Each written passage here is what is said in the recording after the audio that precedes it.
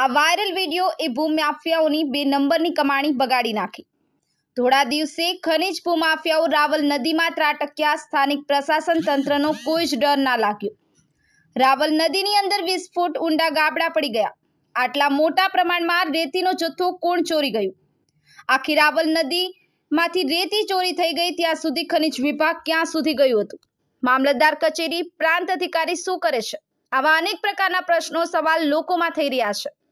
આખી રાવલ નદીમાંથી રેતી સાફ થઈ ગઈ ત્યાં સુધી સ્થાનિક પ્રશાસન તંત્રને કંઈ જ ખબર ના પડી। કોઈ એવું બને ખરું?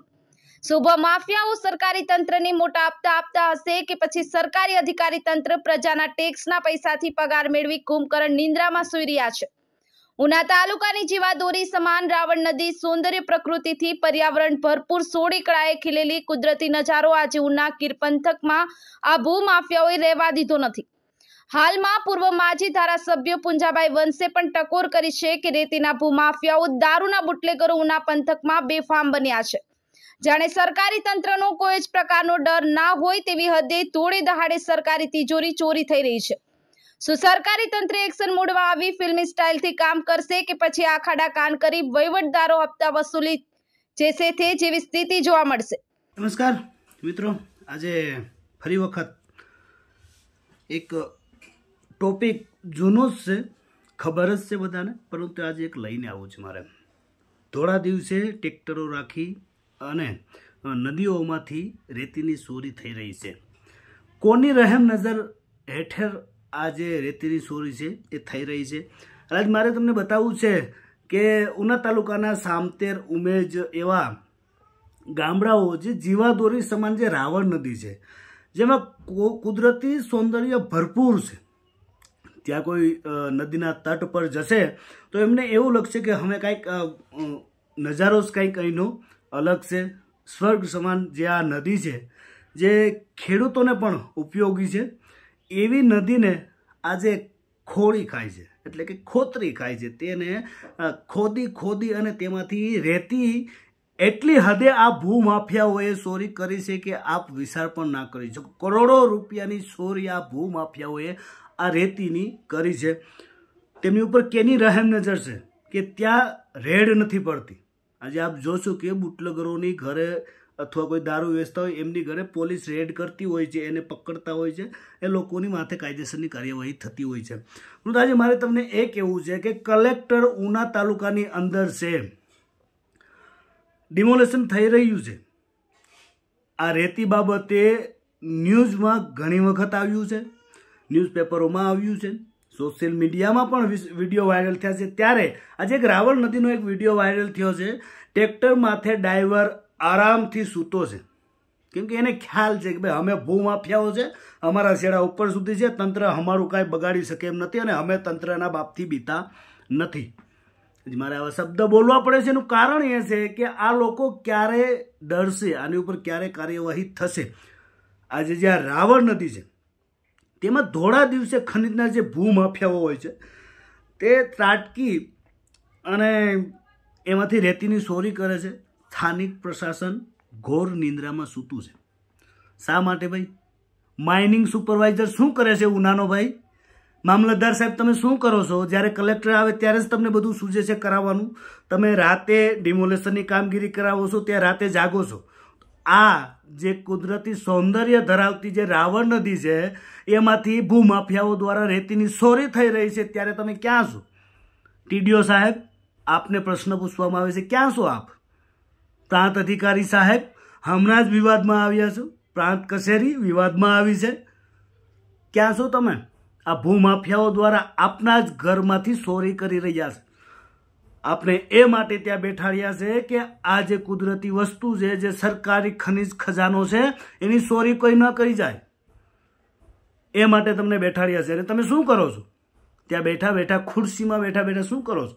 સારી એવી ગાડીમાં ફરો છો, રોડ ઉપર ખાડો આવે છે, તમને લાગતો નથી, રોદો લાગતો નથી। સાવ દેશી ભાષામાં કહું છું ભાઈ કે તમને રોદો લાગતો નથી। શા માટે? કે તમે સારી એવી બુલેરો કારમાં પણ ફરો છો।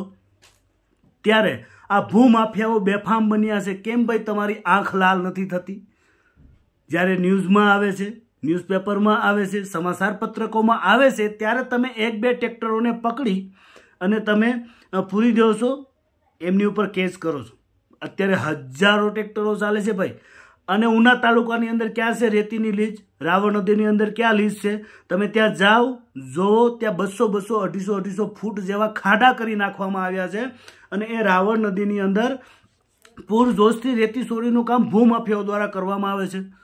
તો આપ ક્યાં છો? આપની નજર હેઠળ કામ ચાલુ છે.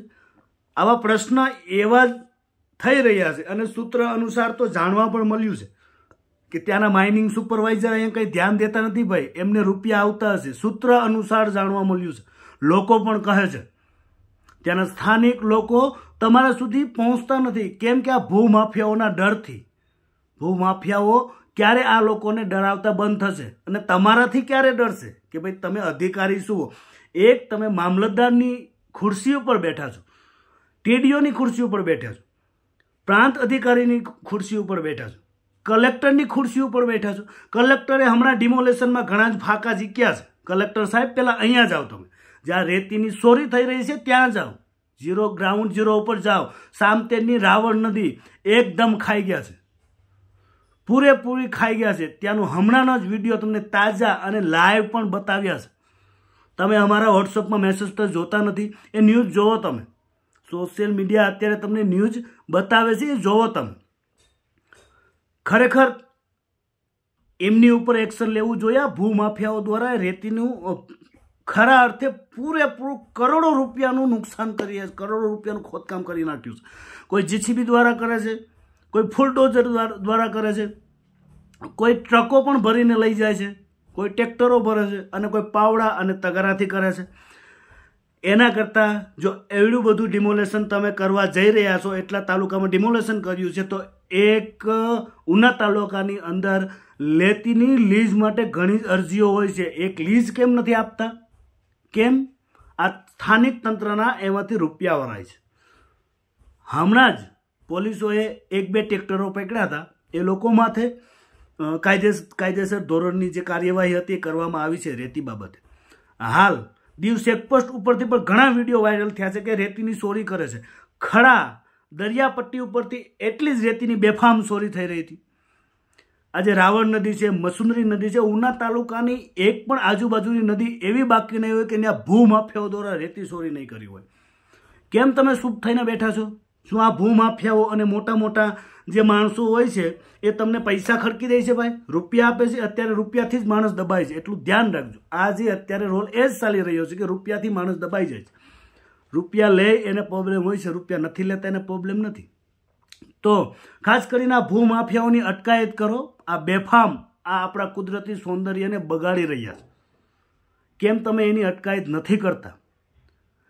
આજે હાલ માજી ધારાસભ્ય ઉનાના એમએલએ એક ટકોર પણ કરી છે કે ઉના તાલુકાની અંદર ભૂમાફિયાઓ બેફામ બન્યા છે, બુટલેગરો બેફામ બન્યા છે. એ તંત્ર શું કરે છે? સૂવે છે. અને ખાસ કરીને એવા જ પ્રશ્નો ઊભા થાય છે કે જે ખુરશી ઉપર જે લોકો બેઠા છે એ લોકો પાસે હપ્તા પહોંચી જાય છે, એટલે આ લોકોને કોઈ જ ટચ કરતું નથી. હમણાં જ એક વિડીયો બીજો પણ એક બહાર આવ્યો હતો કે ખાડી કાંઠેથી દારૂ એટલો બેફામ નીકળે છે. હા, પોલીસ પકડે પણ છે, પોલીસ કેસ પણ કરે છે, પરંતુ મારે આ જે અધિકારીઓ છે એ લોકોને એ કહેવું છે કે આ રેતી ચોરી થઈ રહી છે તો એને તમે કેમ નથી ડાકતા? એમની ઉપર કેમ તમે લાલ આંખ નથી કરતા? તમારી રહેમ નેજા હેઠળ જ આ કામગીરી ચાલુ છે. કેમ કે ધોળા દિવસે થાય છે ભાઈ. જો તમે રાતે ડિમોલેશનની કામગીરી કરી શકતા હોય તો ધોળા દિવસે ભૂમાફિયાઓ દ્વારા રેતીની ચોરી રાવણ નદીની અંદરથી થાય છે, તો તેને તમે પકડી કેમ નથી શકતા? ક્યાં સૂતા છો તમે? શું તમે રાતે ડિમોલેશન કરો છો, રાતે બીજું કામ કરો છો અને દિવસે સુવો છો? ભાઈ દિવસે તો તમે તમારી ઓફિસોમાં હોય છે, તમને ઘણા જ કહેવામાં આવે છે, મૌખિક લેખિક બધી જ રીતે તમને કહેવામાં આવે છે કે ભાઈ અહીંયા ભૂમાફિયાઓ દ્વારા બેફામ બન્યા છે, એ લોકો નદીઓને ખાઈ ગયા છે, એમની રેતીની કરોડો રૂપિયાની ચોરી કરી ગયા છે, તો તમે ક્યાં સૂતા છો?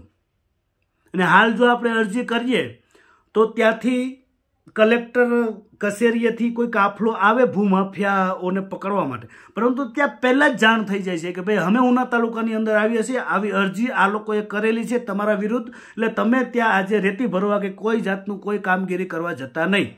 ઉના તાલુકાનું કોઈ નવા બંદર કાંઠાનું દરિયાઈ કાંઠાનું વિસ્તાર હોય, કોઈ કાળાપણ છે, ખડા છે, હેંજળિયા છે, એ આખો દરિયાકાંઠો છે, સામતે છે, ત્યાંની જે નદીઓ છે એમાંથી કરોડો રૂપિયાની રેતી આ લોકો ખાઈ ગયા છે.